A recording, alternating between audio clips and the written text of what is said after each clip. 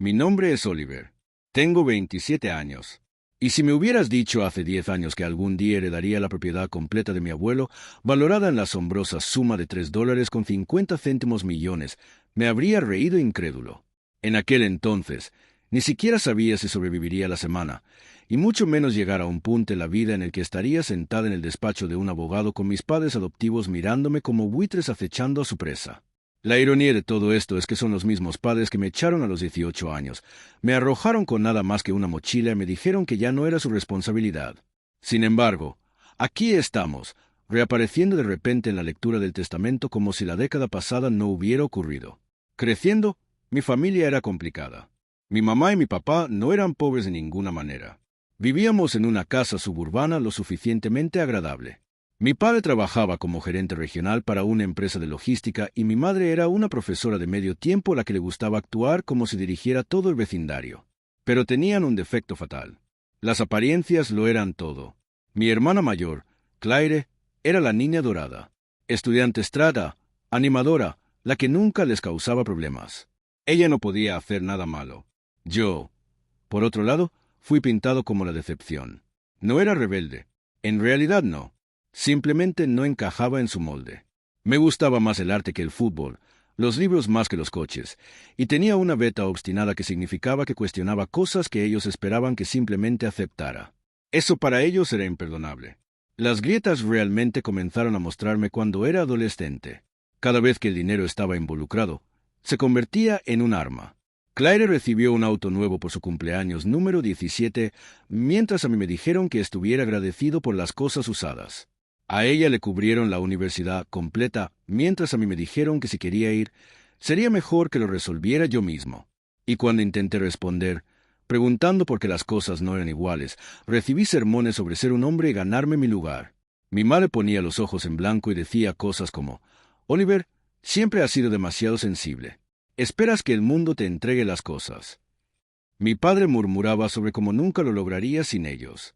Nunca olvidaré una noche en la cena cuando mi padre se inclinó sobre la mesa, me miró directamente a los ojos y dijo, «Si todavía estás bajo nuestro techo a los 18 años, eres un fracaso».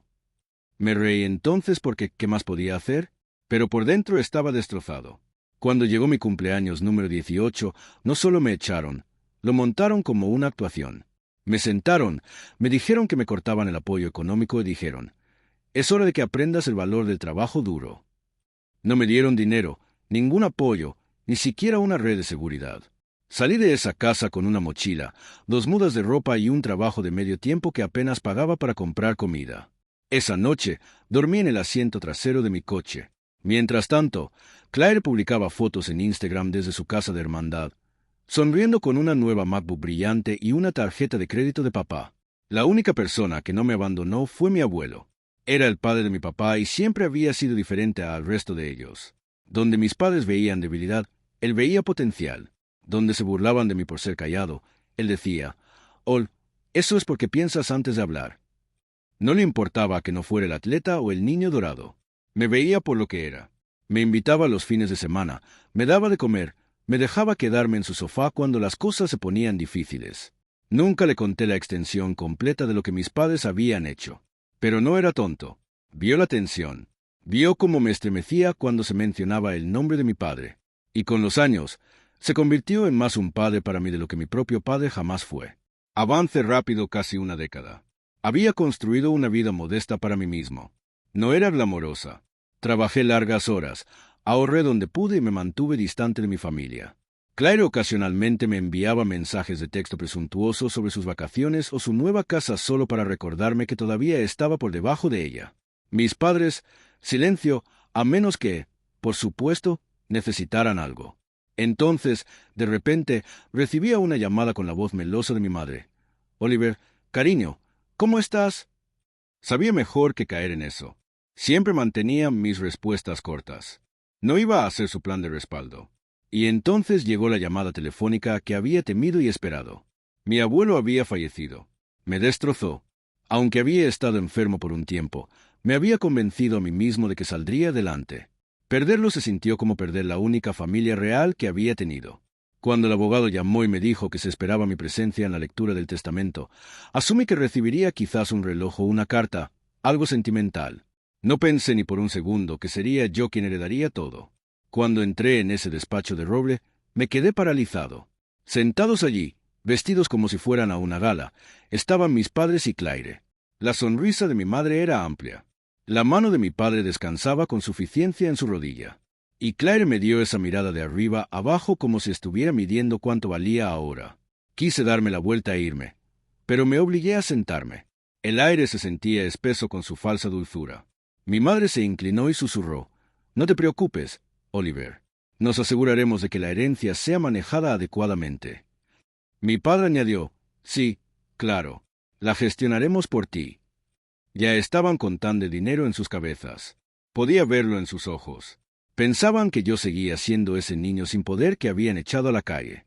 Pero entonces el abogado aclaró su garganta, barajó los papeles y dijo las palabras que hicieron que mi corazón latiera con fuerza.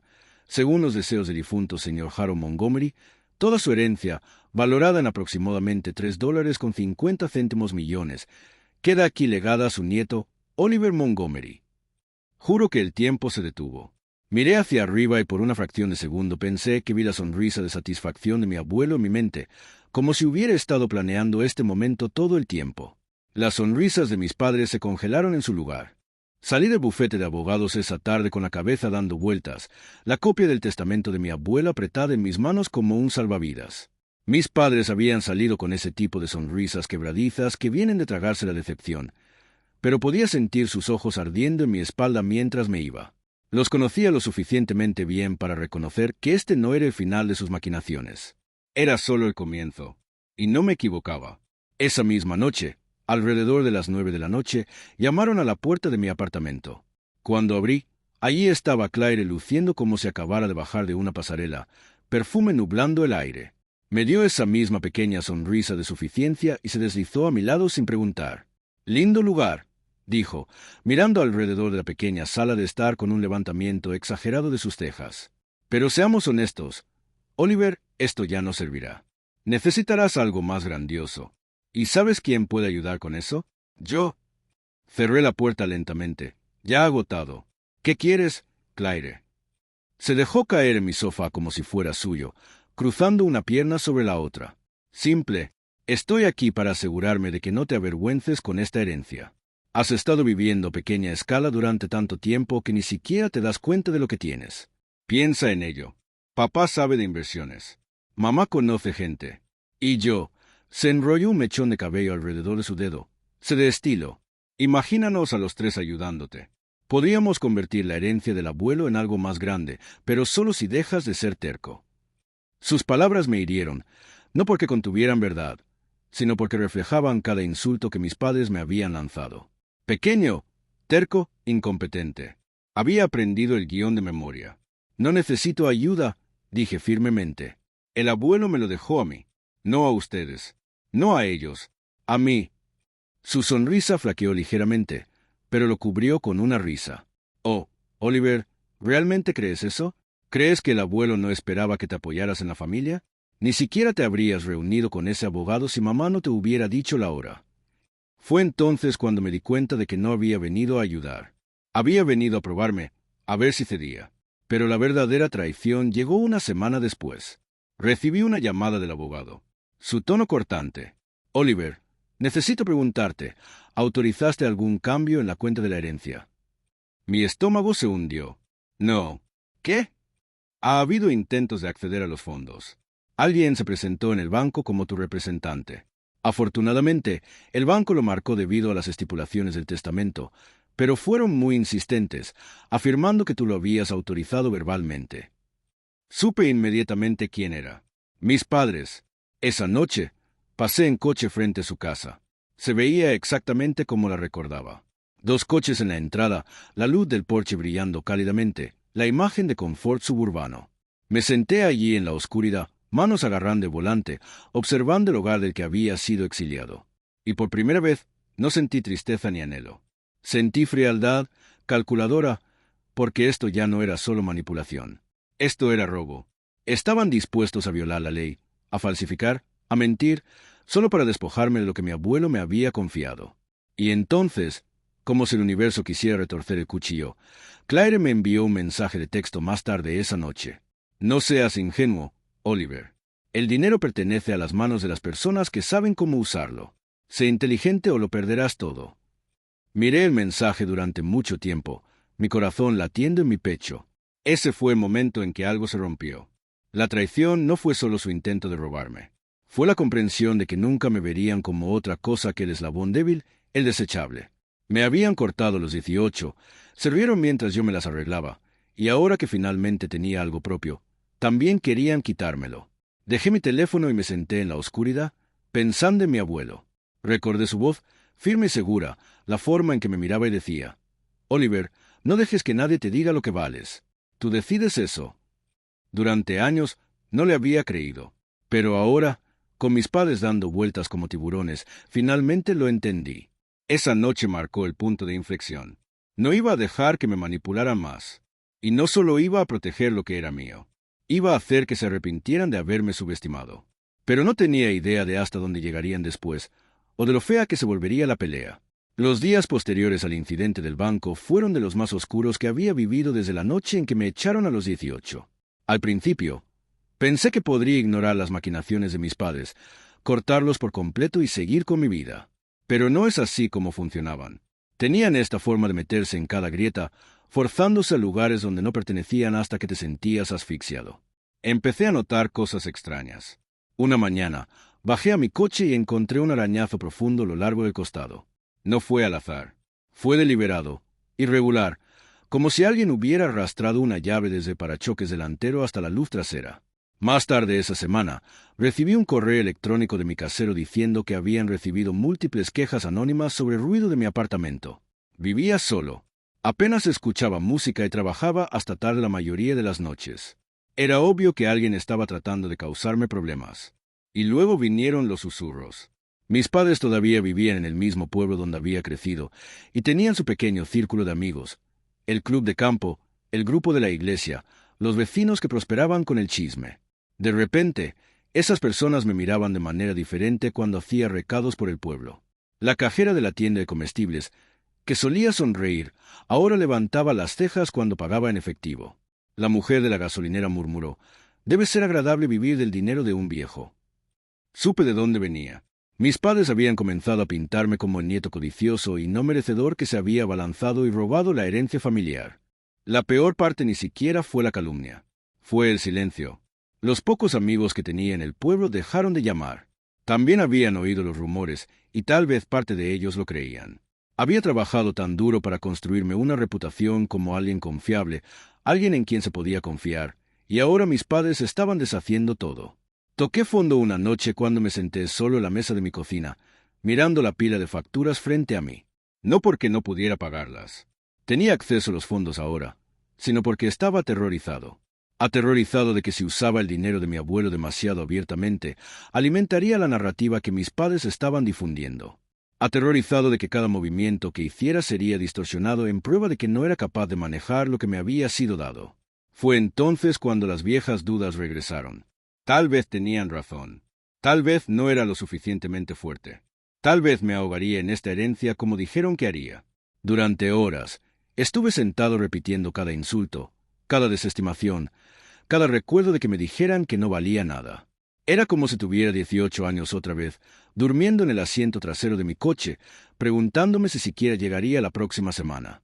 Pero entonces abrí el cajón de la mesa y dentro había algo que casi había olvidado. Un sobre que mi abuelo me había dado en mi cumpleaños número 21. Lo había guardado todos estos años sin volver a mirarlo realmente. Dentro había una carta escrita con su letra firme y ligeramente temblorosa. Oliver, si estás leyendo esto, espero que hayas aprendido para entonces que el mundo no te da nada. Trata de quitarte. No los dejes. Eres más fuerte de lo que sabes, y un día tendrás que demostrarlo. Cuando llegue ese momento, no te encojas. Mantente firme. Solo pueden quitarte si se lo entregas. La leí una y otra vez hasta que las palabras se grabaron en mí. Mi abuelo había sabido. Había visto a través de mis padres mucho antes de que yo lo hiciera, y había confiado en mí para superarlo. Esa noche, algo cambió en mí. Todavía estaba en el fondo del pozo, solo, golpeado, abrumado. Pero comencé a planificar tranquilamente, cuidadosamente. Empecé a documentar todo. Guardé copias del informe del banco sobre el intento de acceso a la cuenta. Guardé los mensajes de texto de Claire. Escribí cada rumor que escuché en el pueblo y de dónde provenía. En el trabajo, comencé a quedarme hasta tarde, usando las computadoras públicas de la empresa para investigar leyes de herencias, fondos fiduciarios y administración de propiedades. Si querían tratarme como incapaz, iba a asegurarme de convertirme en la persona más capaz de la habitación. No le dije a nadie lo que estaba haciendo. Sonreí cuando la gente se burlaba. Me mantuve calmado cuando mis padres enviaban sus pequeños dardos y actué como si me estuviera echando atrás. Mientras tanto, estaba construyendo algo silenciosamente debajo de la superficie. Era solitario, doloroso. Cada día se sentía como caminar sobre una cuerda floja sobre un abismo interminable. Pero había un poder extraño en el silencio. Por primera vez, no estaba reaccionando.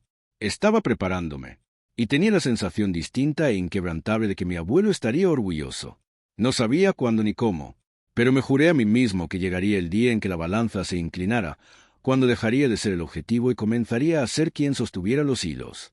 Simplemente no me di cuenta de lo rápido que llegaría esa oportunidad o de lo brutalmente que mis padres intentarían forzar mi mano.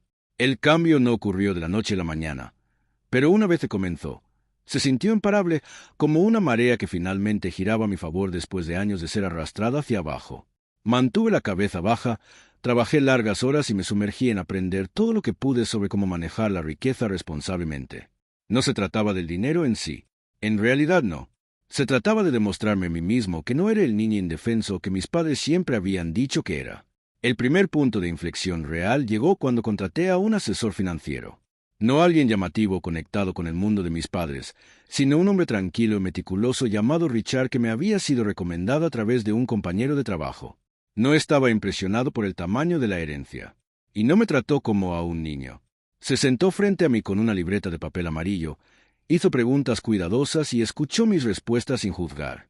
Al final de nuestra primera reunión, me entregó un plan simple. Inversiones diversificadas, impuestos cubiertos, seguridad a largo plazo incorporada.